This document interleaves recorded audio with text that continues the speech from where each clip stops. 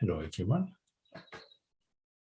Lovely to see you. Hello Holger, Nathan, Holly. Hello Charlie, Joyce. Hi Joyce. Hello Malcolm.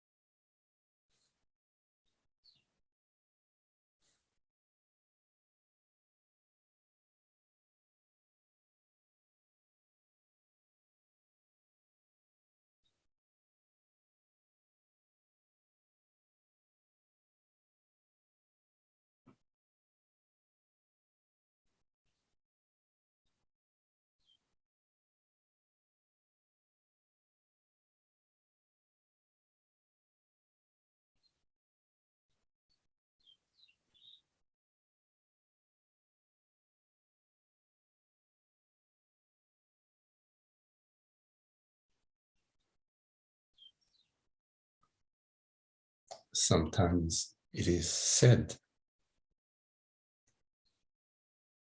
that every word that is uttered about truth is false.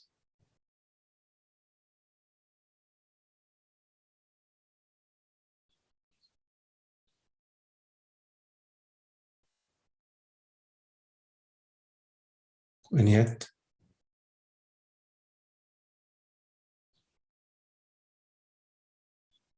everything points to the truth.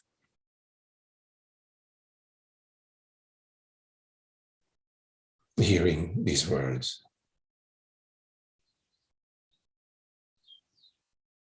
points to awareness.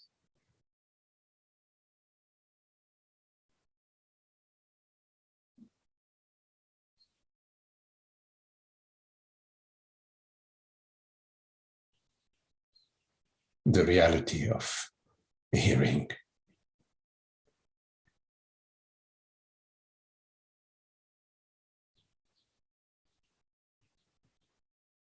Every thought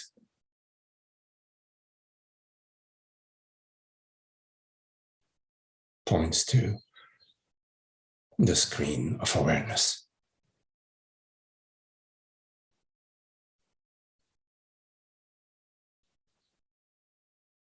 The essence of the thought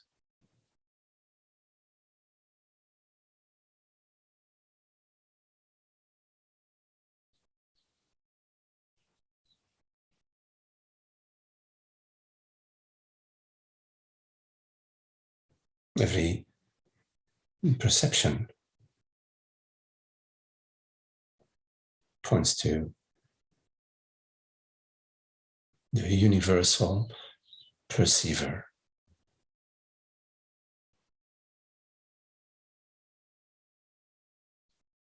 The reality of awareness.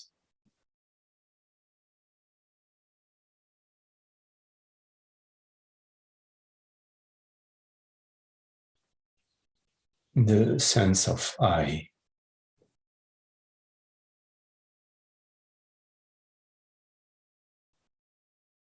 Whichever way it appears.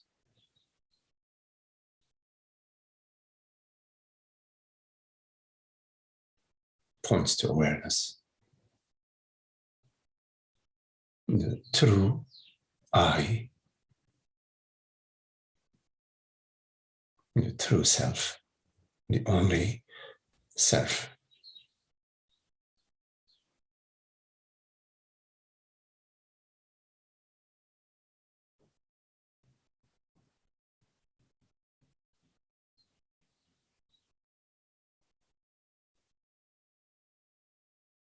There is no separate entity, no separate doer.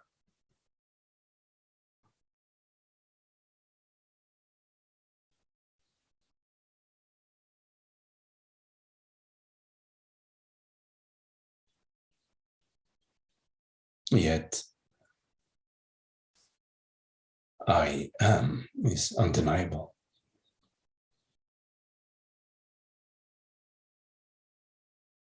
Not as a separate, limited entity, but as this formless reality.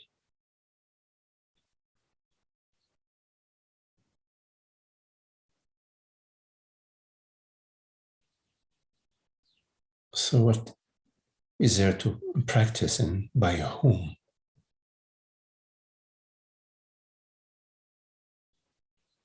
And for whom?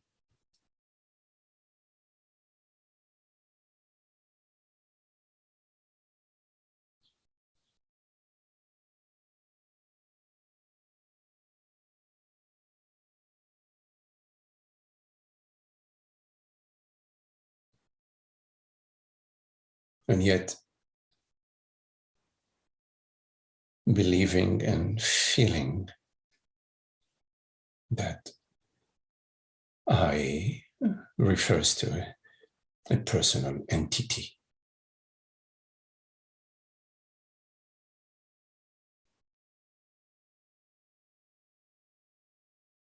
God whispers in your ear.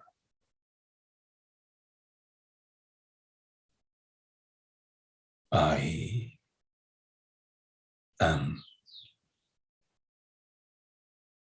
your reality.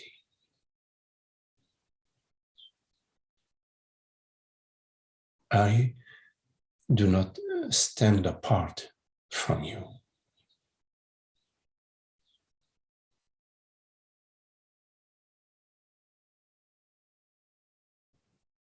I am this borderless presence.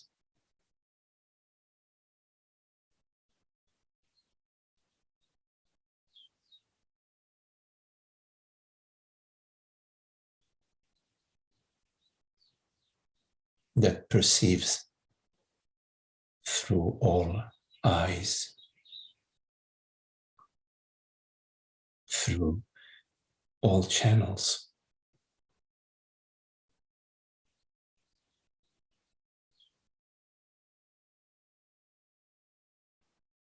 I am your true being.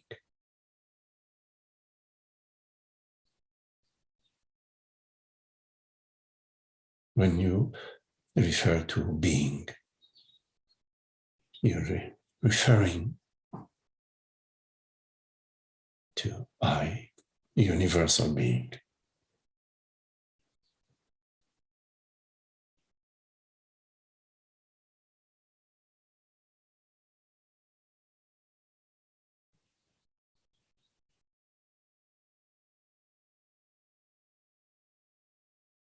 This is a direct whisper within the dream, within the illusion of separation.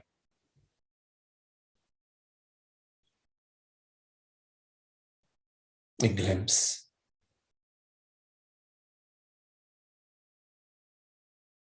a message that points directly to your reality.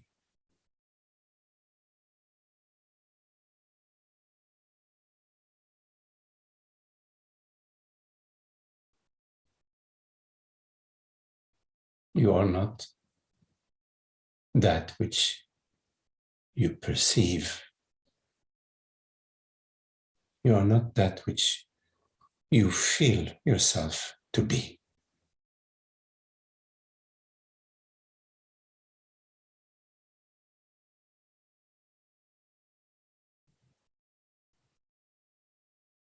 All feelings, all perceptions are my creation.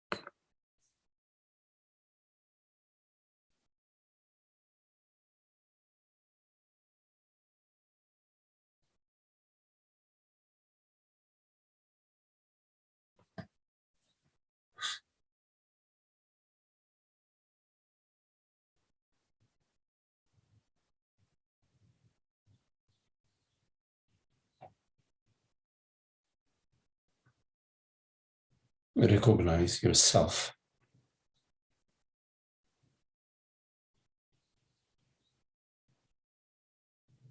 as this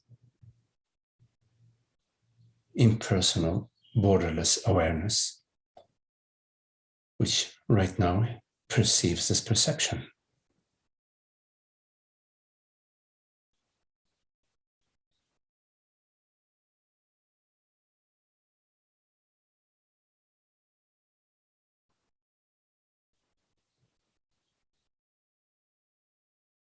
a direct recognition. I perceive, I am.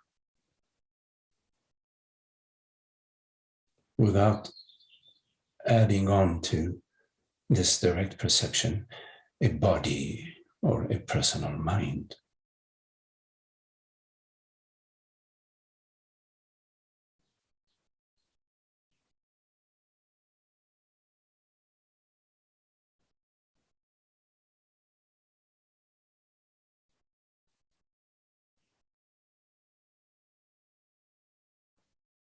A direct message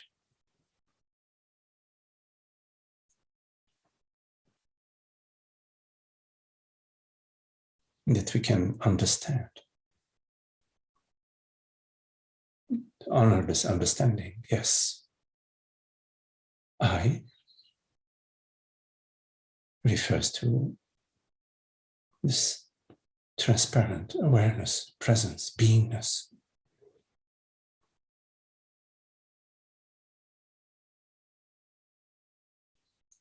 No need to complicate it. See it directly. You, I refers to this transparent presence, the infinite, invisible,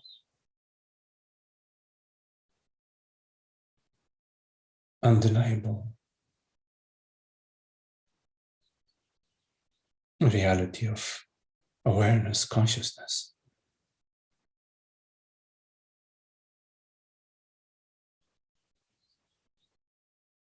A simple and direct message.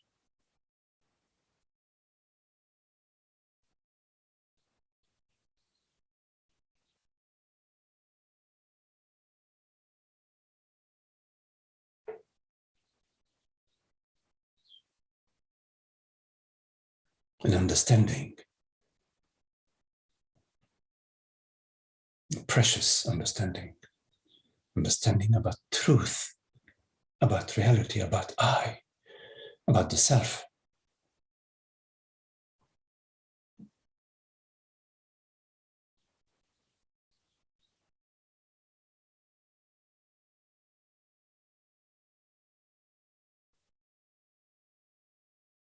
Then we can live according to this understanding,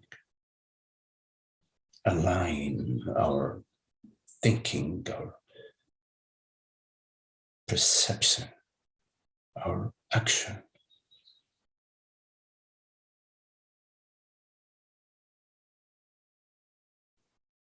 so that our thoughts are universal thoughts, our body is universal body, our behavior is the universe behaving, not a personal doer.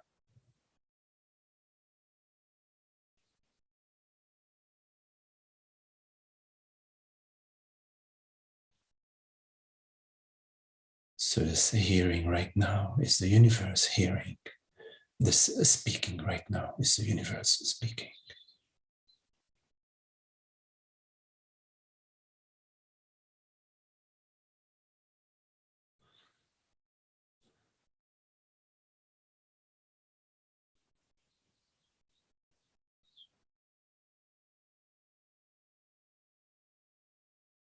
There are no borders anywhere, no boundaries.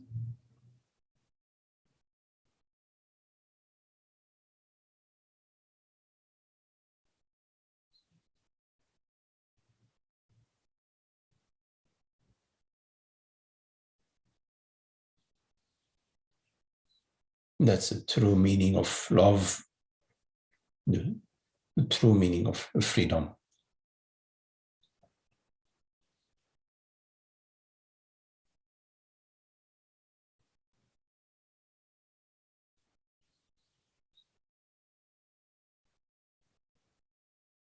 The true meaning of happiness. Nothing lacking.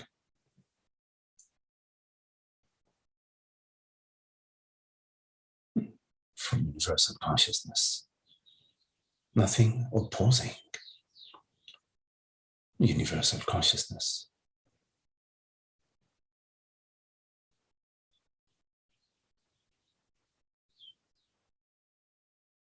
No separate objects within universal consciousness.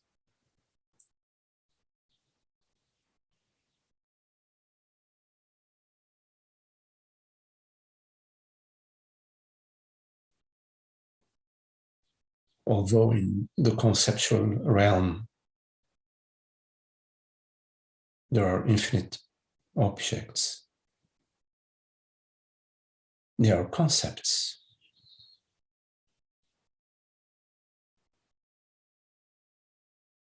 Although our conceptual perception divides our perception in numerous shapes and forms and separate appearances. It's just a conceptual perception.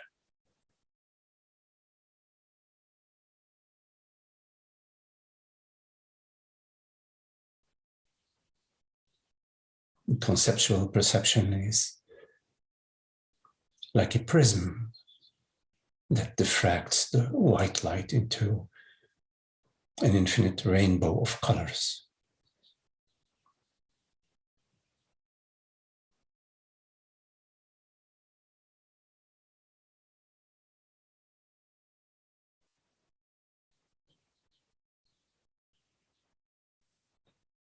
But the perceiver is one.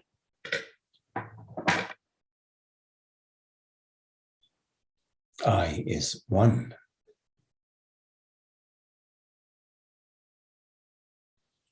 Conceptually, I is divided in many.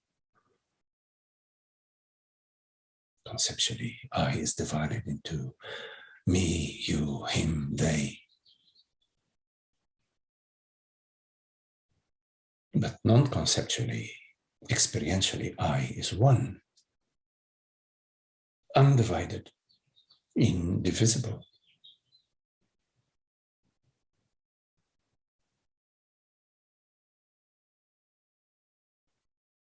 A conceptual division does not imply true division.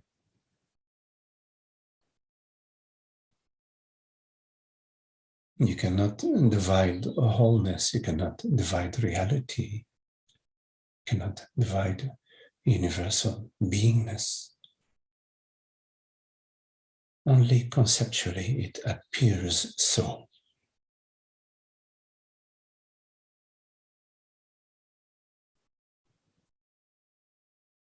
And that's not a problem. But ignorance is believing that conceptual separation refers to real separation.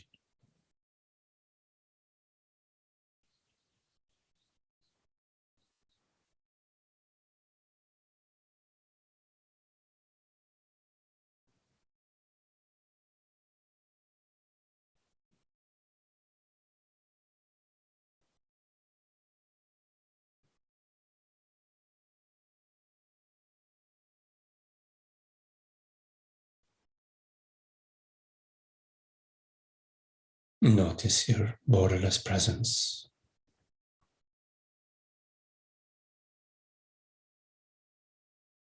You are expanded. There are no limits, no barriers, no fences.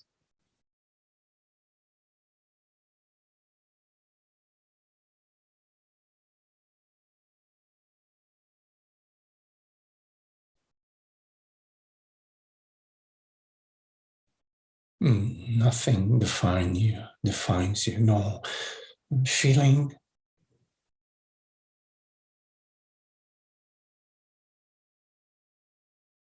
no thought,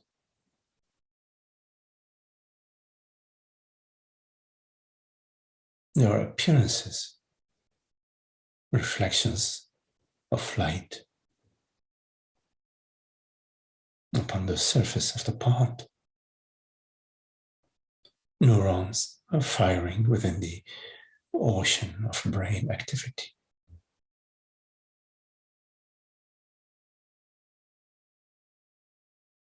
One reality.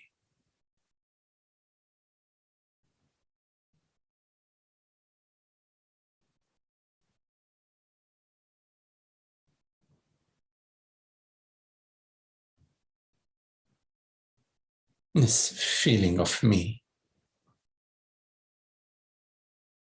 is an appearance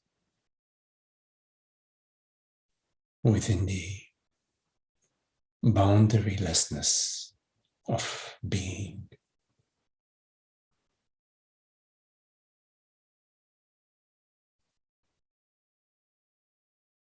A vibration, a murmur, a sound.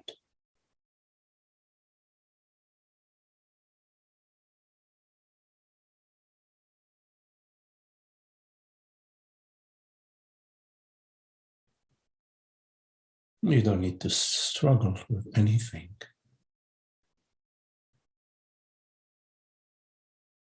You don't need to imagine problems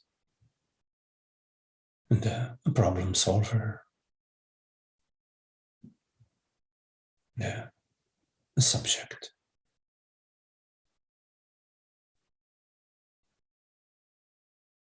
All of that is the conceptual play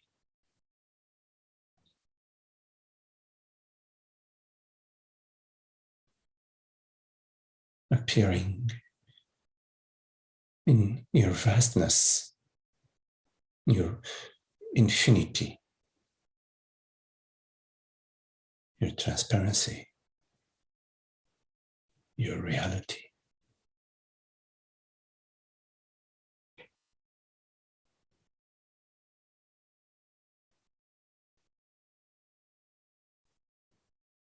So simple, so direct.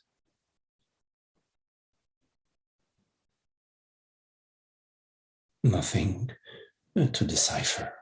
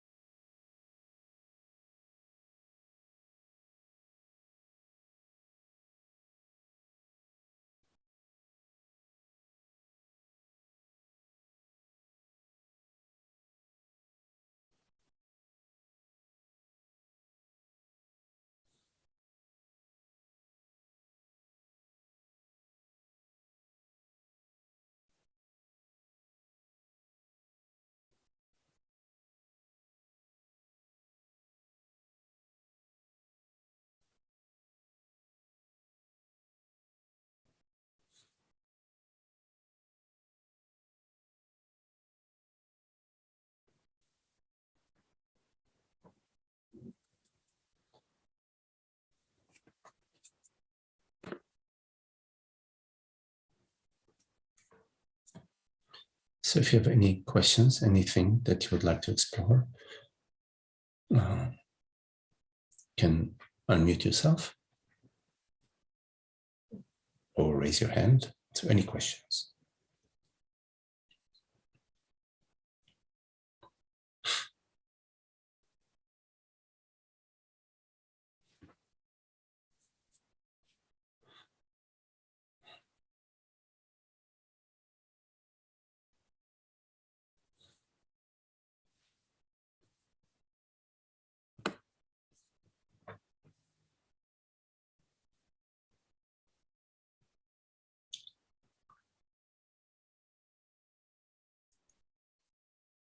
Hi, Maggie. Hello, George. I'd like to ask you about understanding. You've used that word frequently, and I would like to understand what you mean by the word. I mean, I know what the word normally means. That is, to understand something is to take a belief and put it into a file of things that I already know. Like if I understand something in physics. Anyhow, but I think you mean something different than that by understanding. So I wondered if you could talk some more about understanding. Yeah, so there is before the understanding, there is the understanding, and there is after the understanding. So after the understanding, we may file or catalog the understanding, or we may have a narrative about the understanding, or we may write a dissertation about the understanding. And before the understanding, we're investigating, we're inquiring, we're looking, we're gathering data, we're doing analysis, etc. And then there is understanding. So the question is, what is understanding? And the thing is, before the understanding, there are all sorts of mind activities. We're inquiring, we're gathering data, we're asking questions, we're reading, we're investigating. So there is mind activity before the understanding. And the mind activity is, if it's moving in the right direction, eventually we get it. Say, I get it. And the moment of I get it, which is what we refer to as understanding, the mind has already done its work, its pre-understanding work. And when it comes to the understanding, the mind is done, is done. It's delivered the last piece of information. And when delivered the last piece of information, the mind dissolves in the understanding. There is just the understanding. There is no mind. Yes, there is the click, aha. And then post-understanding, there is whatever. Wording it, there's been a change. There's been the pre-understanding mind and the post-understanding mind are not the same mind. There has been an effect of the understanding upon the mind, and the mind can make a narrative, can narrate, can catalog, can describe in mind terms, in conceptual terms, the understanding, but the mind was not present during the understanding. But because the mind has been altered as a result of the understanding, it can make a narrative, says, okay, I used to believe this and that and that, now I understand this, and this is what I understood, blah, blah, blah. It makes a description, a mind description of a mind state in relation to the understanding. But the understanding has no mind in it. There's no mind. A good example of that is a joke. You're being told a joke, there's a certain narrative of the joke. And when the punchline is delivered, there is understanding. And the effect of the understanding is laughter and whatever. There is a post effect of the understanding. So you cannot understand understanding in mind ways, in terms of the mind. It's not possible to understand understanding. But we have an experiential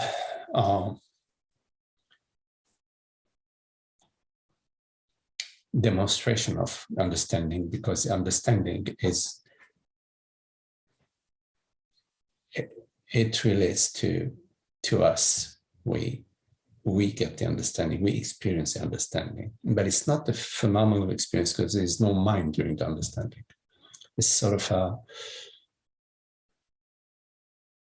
a gap, as not a gap, it's between mind, between activities of the mind.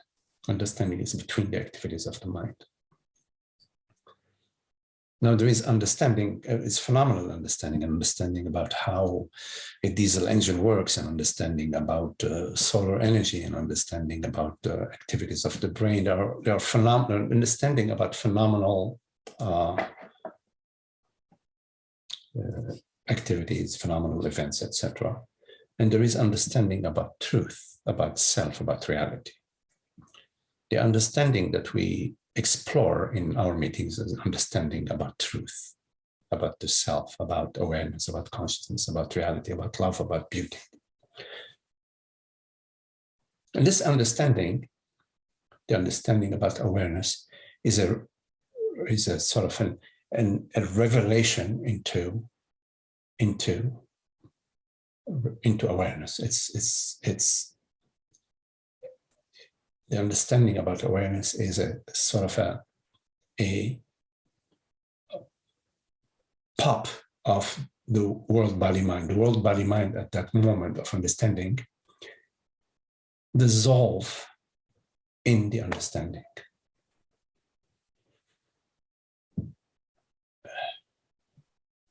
And the understanding about awareness is a revelation about awareness. It's a direct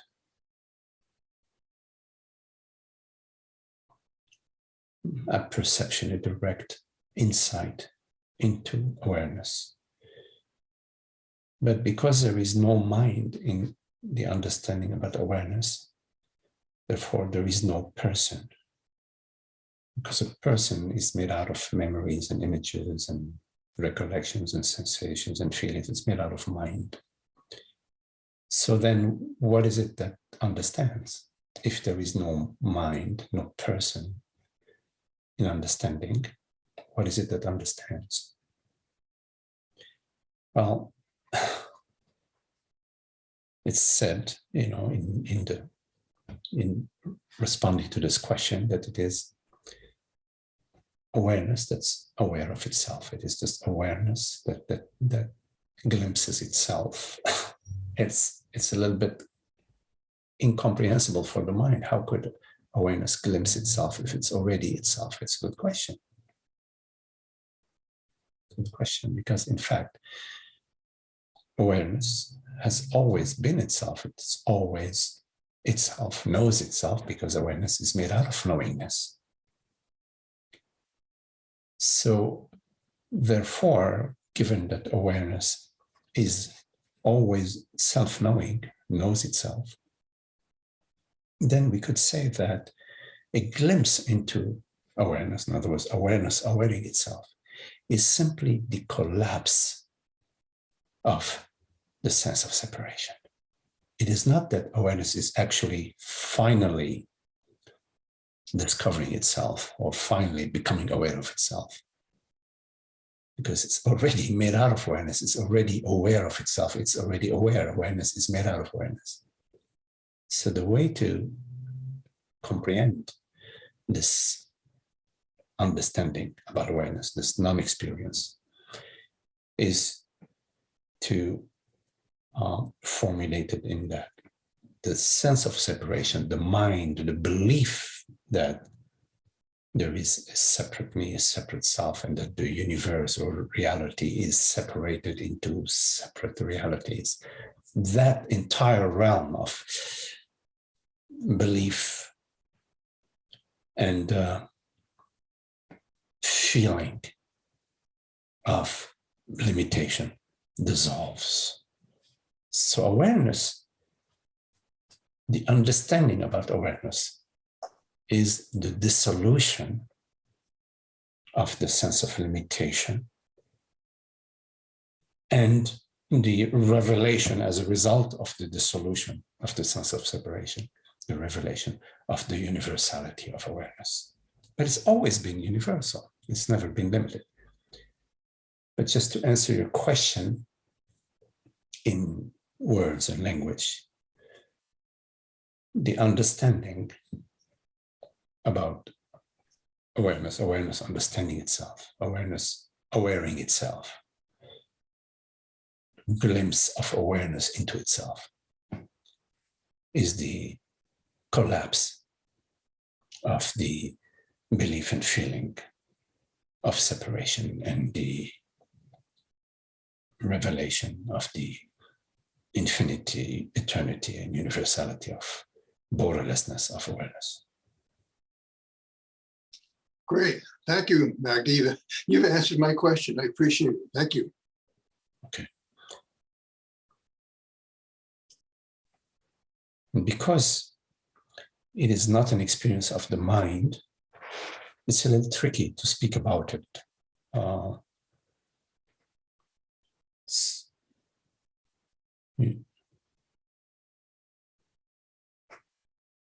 It's best to ask these questions from someone who is speaking from the direct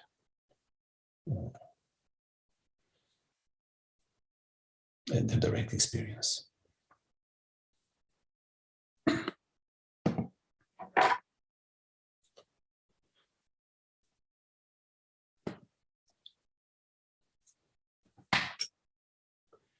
Any questions?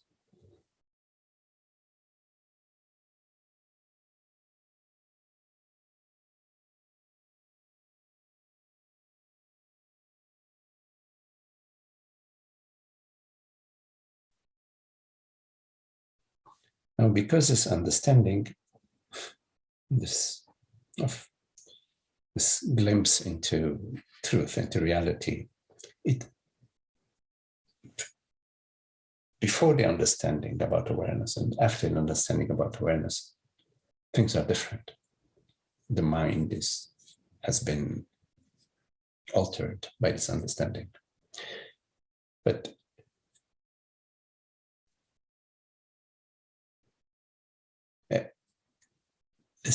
this understanding rarely completely obliterates the resurgence of the sense of separation. But because of the glimpse into, of the understanding about awareness, you're equipped to deal with these resurgences of the sense of separation in the proper manner.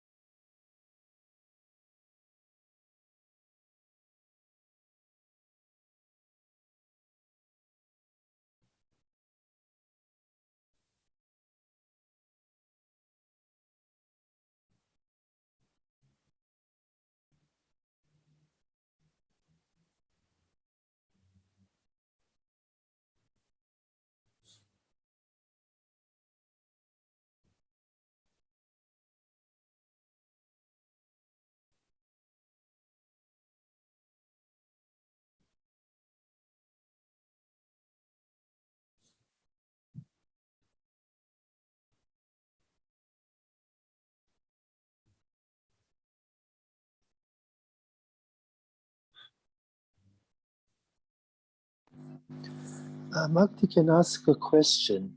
Yes. I was reading some passages from Rupert Spira about his new book, and about especially about the chapter about meditation. And he really doesn't speak about reality, but about visiting the experience of being aware and the loosening of the attention, the return of the attention to its source. And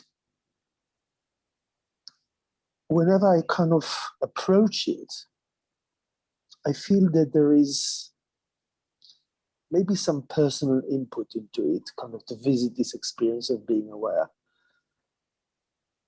And when I let go of this kind of, in a way, a bit of attempt to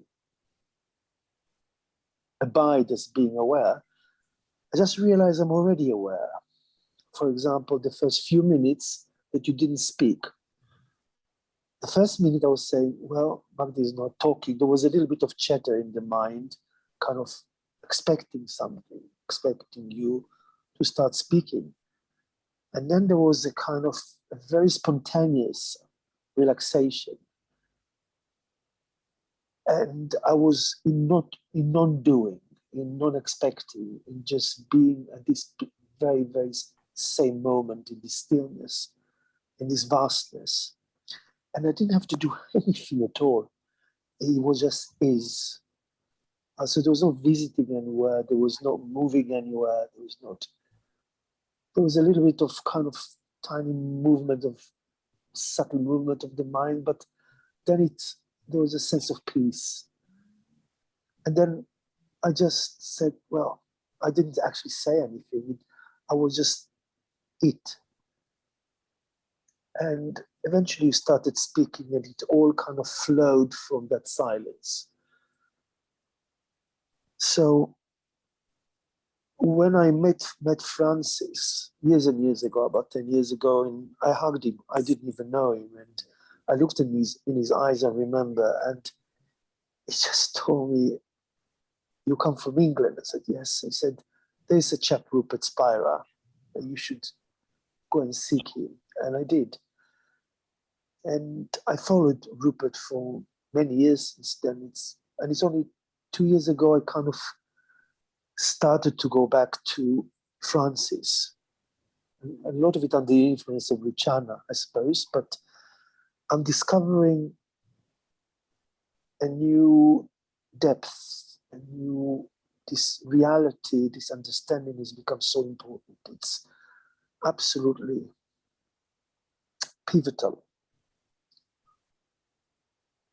And there's just a sense of gratitude because sometimes I have doubts, maybe this is right or that is right, kind of a little bit of movement shifting. But the moment of silence, for example, the beginning of this meditation, everything is clear. Everything is as it is. There's no need for anything. It just is. I am that, and that's it. And it's beautiful. And I want to thank you. I mean, this meditation, this contemplation, one of the most beautiful I've ever had, I must say. And I want to say thank you for that. And also your explanation about the understanding is marvelous. So I just wanted to say thank you about this. Yes. So I think, yes, different teachers bring different aspects of the teaching, but there's also something that goes beyond a version of the teaching or something that really touches intimately, completely. And it creates this transparency that you're talking about, brings it with its wake. So the realization that I speak as awareness, you speak as awareness, we all want awareness. It's beautiful. It's very moving as well at the same time. So thank you.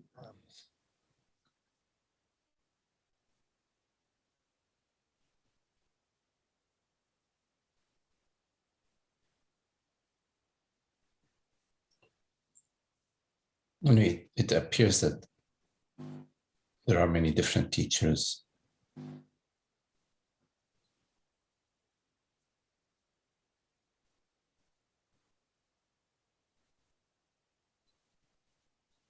but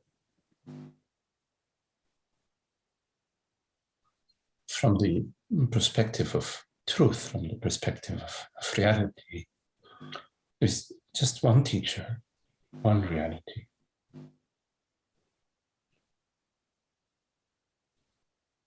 It's one garden, and yes, we seem to be at different parts of the garden, walking through the garden, traveling across the seas, but it's one ocean.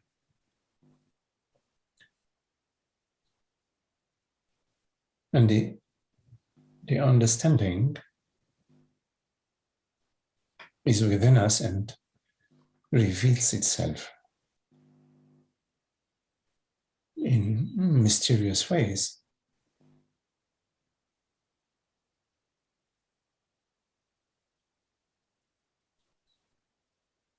Because our love is love for truth, love for understanding, love for reality, love for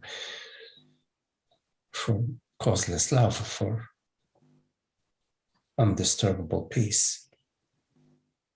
It's there. That's our love. That's within us. It's not imparted to us by anybody.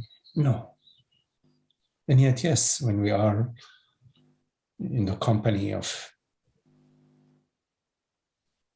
a friend or friends who are soaking in the peace, there is a sort of a recollection, or it's not really contagious. No, it's not a contagion. It's more like a recollection of the peace that we are, the causeless peace that we are.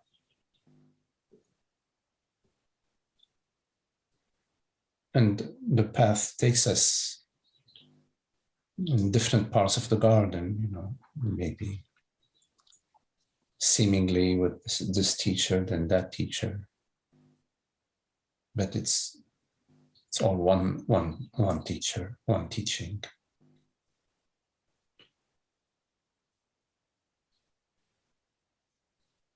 And yes, there is something about words that are live, that are shared directly.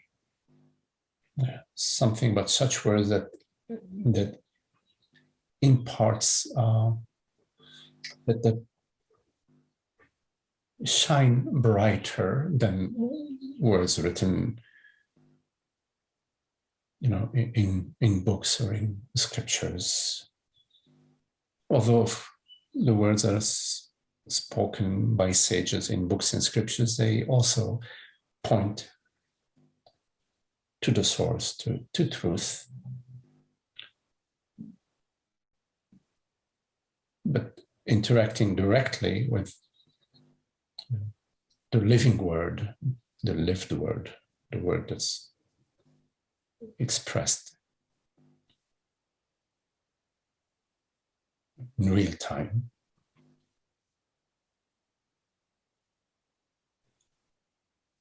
carries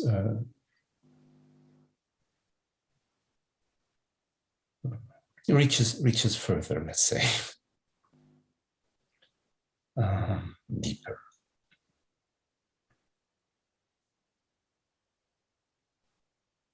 Of course, there's also the receptivity, the quality of openness, of listening, of interest.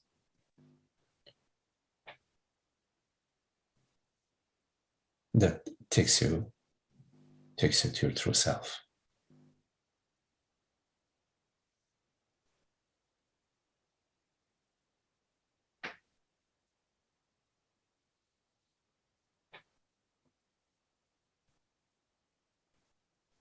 Each teacher speaks their own way, and they're addressing the particular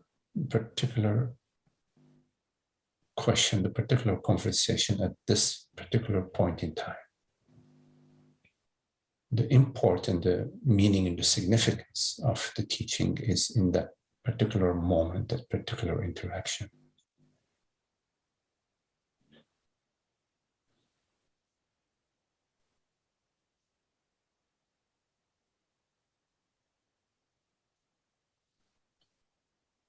So in listening to a recorded conversation, a taped a video,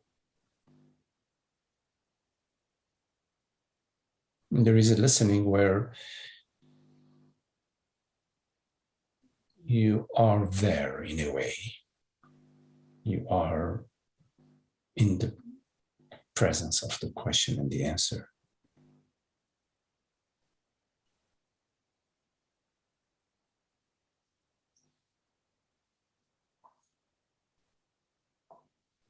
But oftentimes, in the direct interaction with the teacher,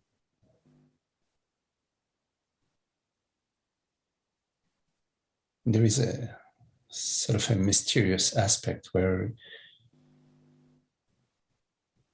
you understand, but you don't know what you're understanding. And that's great, that's perfect. This understanding that you don't know what you understood. You don't even know if you understood.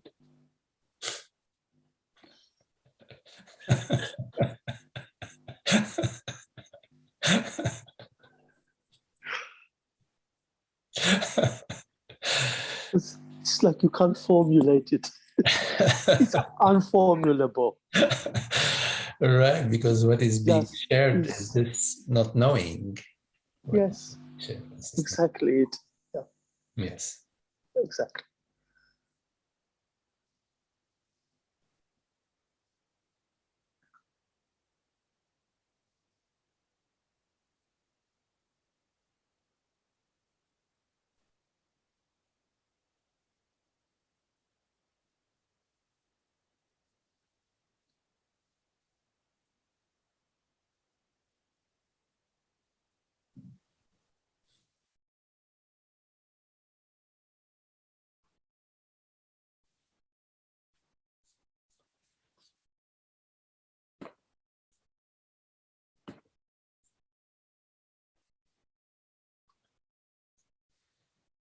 Okay, well, very lovely to be with you all. Thank you for your love and friendship.